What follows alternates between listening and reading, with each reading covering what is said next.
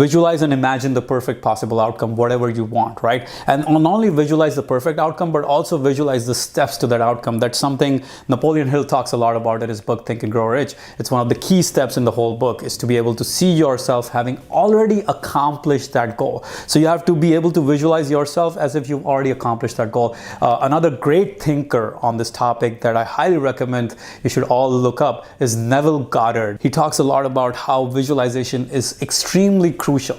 We have to be able to visualize the outcome that we want, and as a result we start to train our brain. We start to change the default programming, the default thinking that is going on in our brains most of the times. And there are quite a few keys to visualization. One of them is to feel like the thing is happening right now, not in the future, but right now. The second key to visualization is you have to bring in all your senses. What do you see? What do you taste? What does it smell like? How does it touch, or how does it feel on your touch? Sense of touch, whatever it is, you have to involve all your senses in order to really bring the visualization to life. And the other key is emotions. The more emotionally charged the visualization is, the more your neurons will fire together and wire together.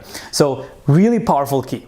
Visualize in order to change the default thinking patterns in your brain, because your default thinking pattern, your brain by default is thinking all the negative outcomes, all the worst case outcomes. You have to now change it to the awesome outcome that you want, and that is visualization. You have to see that outcome again and again.